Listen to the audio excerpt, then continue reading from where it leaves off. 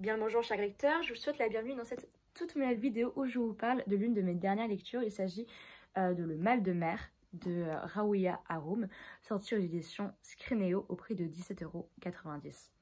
C'est un livre qui fait environ 400 pages, mais vous en faites pas, c'est écrit en assez grand à l'intérieur et les marges sont très larges, donc vraiment ça se lit très rapidement, vous en faites pas. Donc pour ma part, c'est un livre que j'ai emprunté à la bibliothèque qui m'a beaucoup intriguée d'une part pour le nom du livre, donc Le Mal de mer, parce que j'adore les jeux de mots, mais ensuite par la quatrième de couverture, parce que c'est un roman adolescent et en fait on sent qu'il y a quelque chose de très dérangeant dans le résumé qui m'a beaucoup intriguée. Parce que dans ce résumé, on sent que tout au long de l'histoire, il va se dérouler des choses un peu étranges. C'est pas du surnaturel, mais on sent qu'il y a quelque chose de malsain, on sent qu'il y a quelque chose de dérangeant.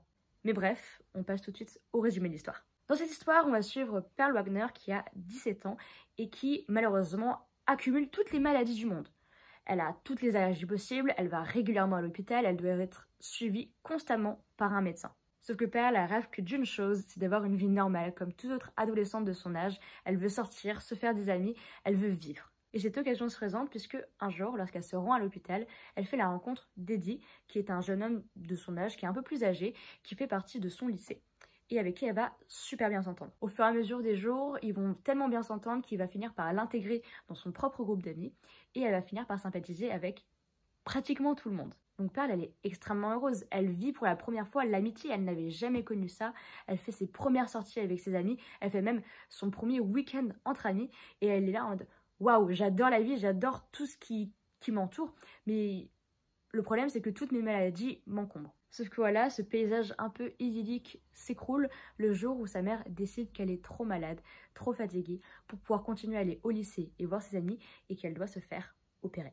Donc pour moi, ça a été un très beau roman où on voit que le personnage a une très forte envie de vivre, une très forte envie de découvrir le monde et qu'il y a quelque chose qui l'entrave, elle a des chaînes dont elle ne peut pas se libérer pour le moment. Mais surtout, tout au long de l'histoire, on a une atmosphère qui est extrêmement pesante. On a une famille qui est très dérangeante, on sent qu'il y a des non-dits, on sent qu'il y a des mensonges, on sent qu'il y a des choses qui sont pas nettes. L'étrangeté est au cœur de cette histoire, c'est pas du surnaturel, c'est vraiment c'est des faits réels. En tout cas, le livre s'inspire de faits réels et je vous en reparlerai un peu plus tard. Mais on sent qu'il y a quelque chose de très dérangeant dans cette histoire et on a envie de mettre le doigt dessus, on a envie de découvrir un petit peu ce qui se cache derrière cette famille. Donc je vais parler là de la thématique principale de l'histoire qui va donc un petit peu vous spoiler parce que c'est la thématique majeure du livre, ça parle de ça concrètement. Mais si vous voulez garder ce mystère, garder l'envie de découvrir petit à petit qu'est-ce que c'est, je vous laisse vous rendre au timer un peu plus loin. En fait, dans ce livre, on va aborder une thématique qui est expliquée sur la quatrième de couverture et également expliquée à la fin du livre. C'est le syndrome de Munchausen par procuration.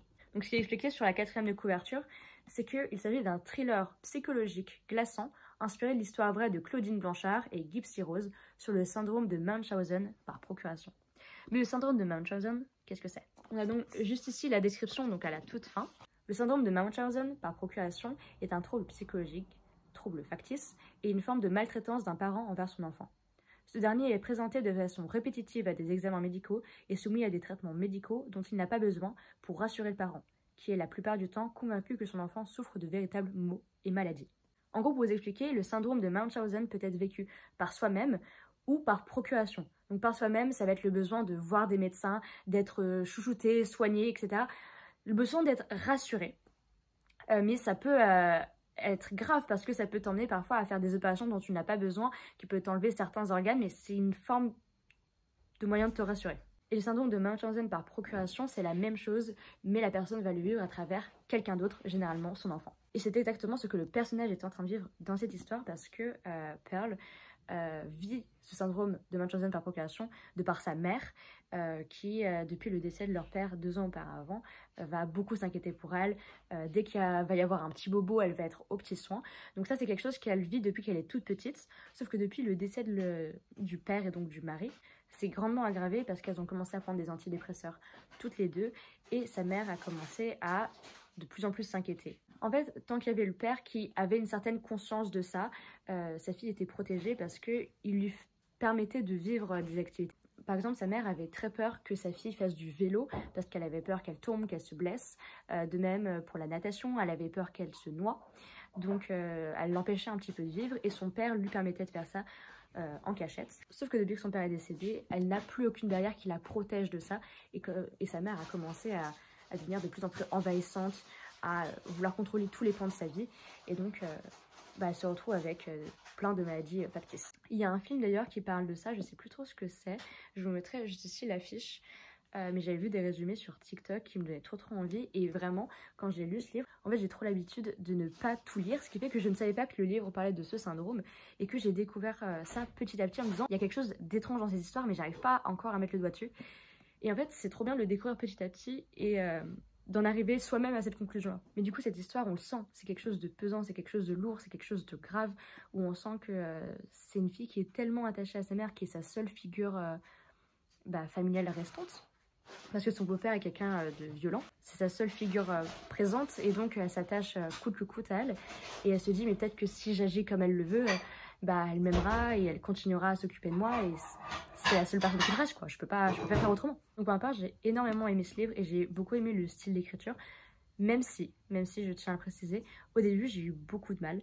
Dans le sens où, quand je l'ai commencé, les premiers chapitres avaient un style d'écriture où on sent que l'autrice voulait donner un côté un peu Jones au personnage. Dans la manière dont il parle, j'aimais pas trop ça, ça faisait très wesh Jones. Enfin, faux Jones. Et en fait, c'est quelque chose qui s'atténue au fur et à mesure de l'écriture, ou peut-être qu'on s'y habitue tout simplement. Mais en tout cas, j'ai trouvé ça plus agréable par la suite parce qu'il y avait cette ambiance qui permettait un petit peu de compenser ça. Il y avait un côté très grave à travers les autres personnages, l'univers, etc. Mais qui était compensé également par ce style d'écriture très léger, où genre il y avait un petit peu cet équilibre, où c'était une ambiance lourde et pesante, avec une écriture légère et drôle, parce que le personnage utilise énormément l'humour dans l'histoire. Donc voilà pour moi un très beau récit sur l'espoir, l'envie de vivre, l'envie de continuer. Et c'est vrai qu'il y a plein de moments où je me suis dit, mais pourquoi elle se réveille pas? Pourquoi elle décide pas de partir et alors même qu'elle a l'occasion de le faire et que ça devient de plus en plus grave, parce que très clairement dans l'histoire ça monte crescendo en termes d'événements. Au début, c'est juste des visites chez le médecin, mais sa mère finit en fait par la droguer et par lui donner des médicaments constamment, parce qu'elle se dit mais c'est pour son bien, c'est pour son bien, c'est pour son bien.